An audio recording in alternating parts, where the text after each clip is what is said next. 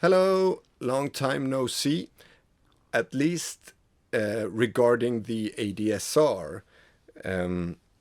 So I released a video a while back, quite a long time ago, explaining my intention to make an ADSR and showed you a bit of the design process and stuff like that. I've come a long way. It is chugging along here, and basically hardware wise it should be done now. I have the final, I think the final revision of the hardware coming in soon.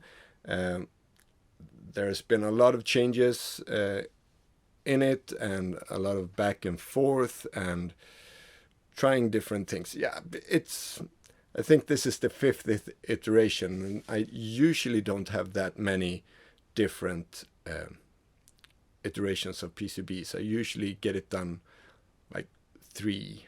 I think that's the previous maximum. However, that's how it is. Doesn't matter. What is taking so long is, of course, programming and making a simple ADSR was actually quite simple. I then figured that I could add all these functions that I showed in the design process and some that I've come up with during the way, so-called feature creeps. And if you follow, for example, Vintergatan, then you know how big of an issue feature creeps can be. But now I've said it's enough now, so now I just need to straighten out all the bugs that unfortunately is in the code, especially when you go into the those little bit more interesting features. But the ADSR portion is completely done. I've been sitting a lot with this code, so much that I felt I was going nuts. So just to get a break from that, I decided to do something different. So I sat down and just did basically the same code, but for the SITH. The second thing, just to have something interesting to show today, I'd like to show a new firmware with new alternate functions for the SITH, the sample or track and hold module, which in itself is very cool and very good if you want a sample and hold. It's a sample and hold with a bunch of extra features. But I've also added a few alternate functions. And so before I had random gates, which is kind of a thing that you do with sample and hold-ish, which is always good to have. And sample and slide I added a while back. Those two are two really cool functions.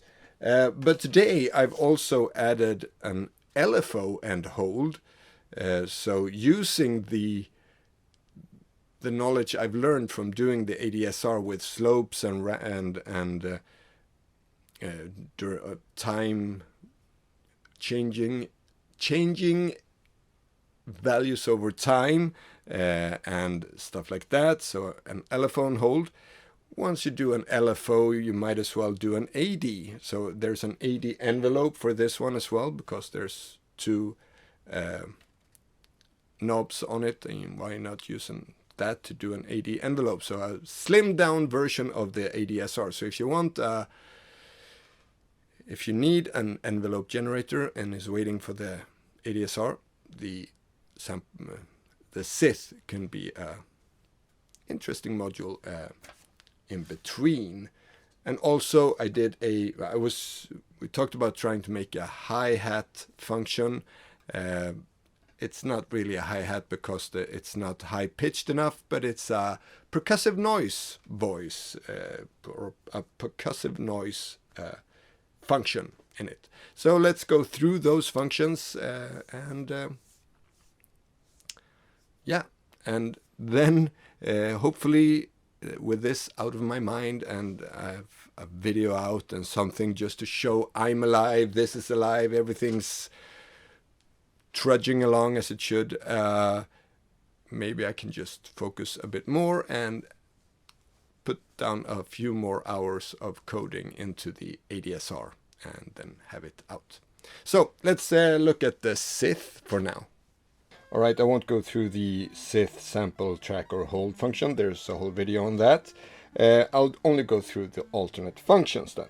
So let's start by getting into the alternate functions. You turn both the potentiometers max and min to minimum value, and then you hold the button for 2 seconds for each function you want to go through. So if you hold it for 2 seconds, then you go into the main function.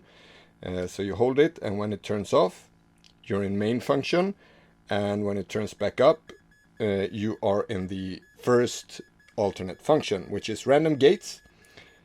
And well, in a very irritating way, this is what you hear here. So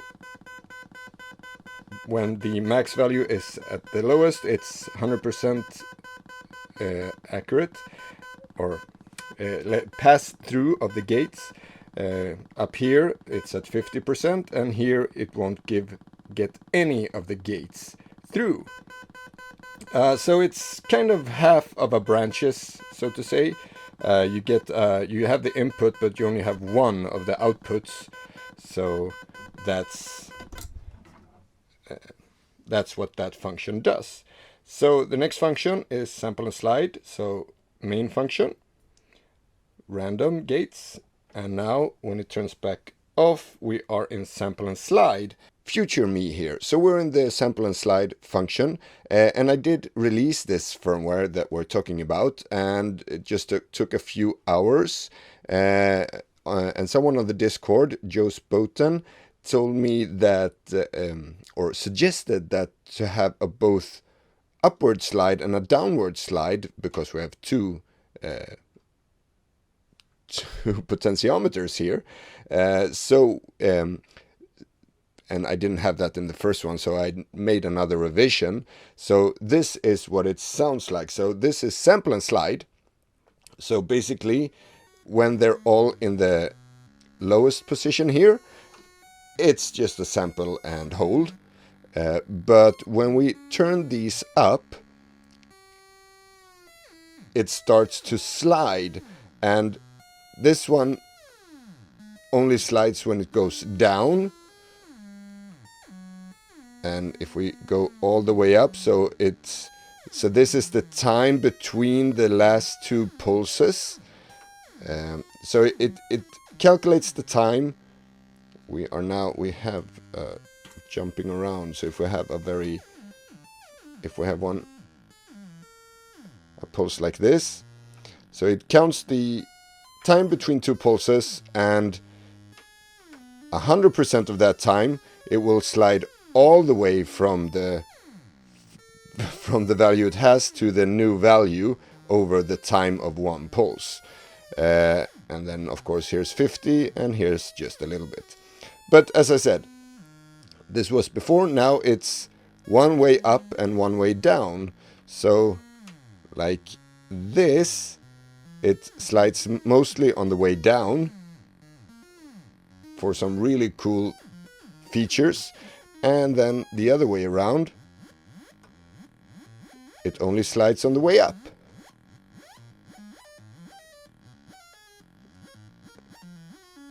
And of course, by having them both at max, it is an ever-evolving random signal, very much like the Marble's Y output, being clocked by this, of course. So if you just want an ever-sliding CV signal, this is the value to use. But also, you have this going sliding up and dropping down. Other way around. Sliding down and dropping up. You can't drop up. What do? You bounce up.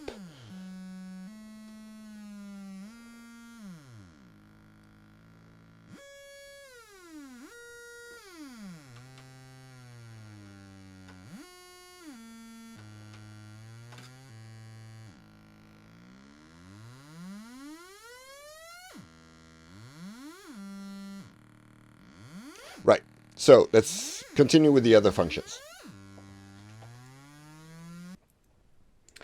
Down minimum again, and hold this, and we get into sample and hold, random gates, sample and slide, and there we should be in LFO and hold. So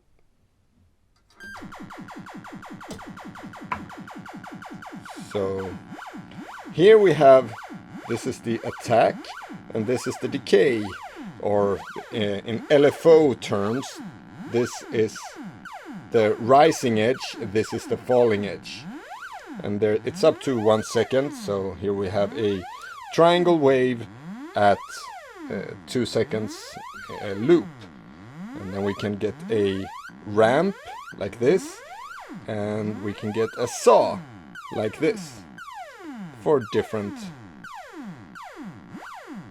And then it's also a hold, so it's an LFO and hold. So when you hold it, you take that value. So for some, so you can get a ladder kind of thing.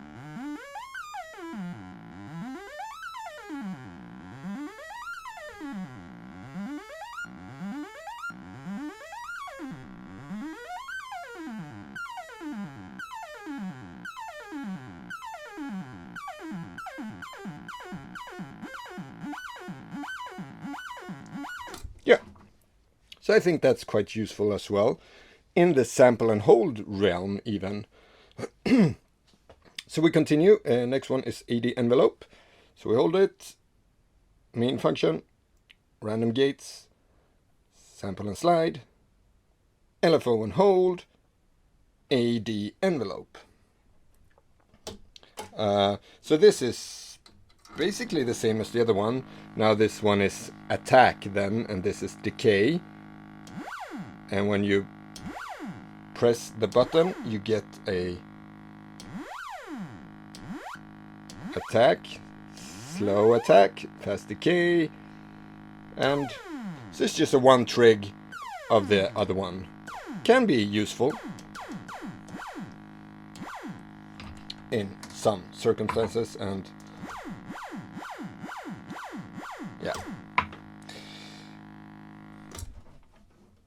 So super simple AD envelope, just like that. And finally,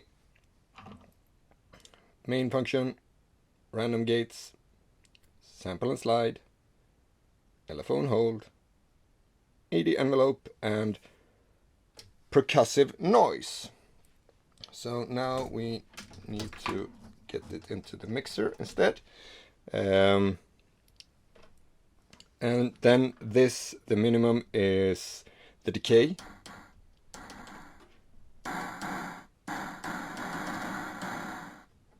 So full, it's like that,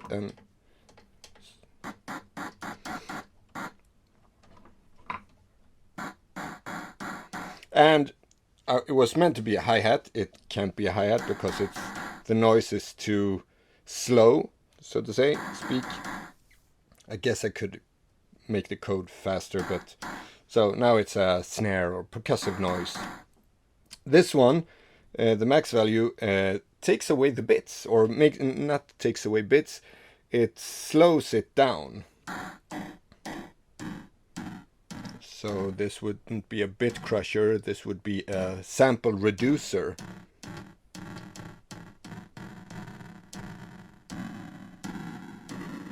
So here we have an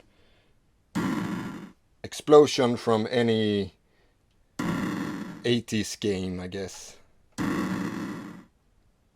And here's a gunshot. Yeah, stuff like that. But I figured out, because this one, you can also run this from the external voice. So this is actually kind of cool, I think. So if we take the input from the braids and the output, and you actually get a really bad VCA with just decay function. So if we make a melody there, and we take this one into the hold, and we play a little arpeggiate, sorry about that, and we play a little arpeggiator on the key step. Whoa, a bit loud. And we're way too high. So, and still the sample reducing.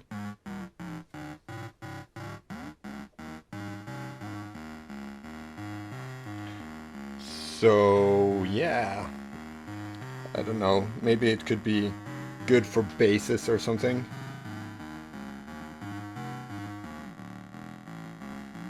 Where you want a lot of grit.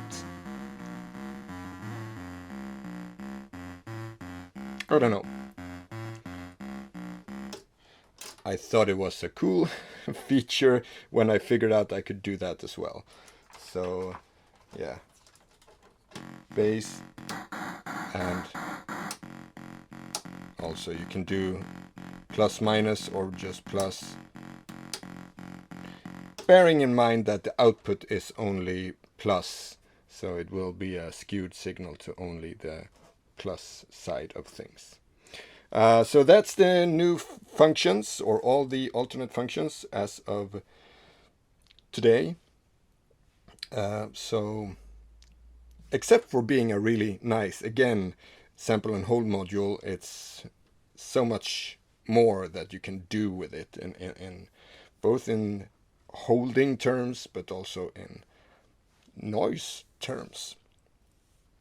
And for the price, $22 for the PCB and all the components except the Arduino.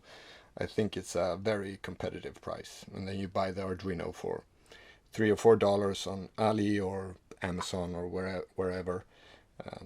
And you have a nice module in your rack. So that's it for today. Take care. Bye.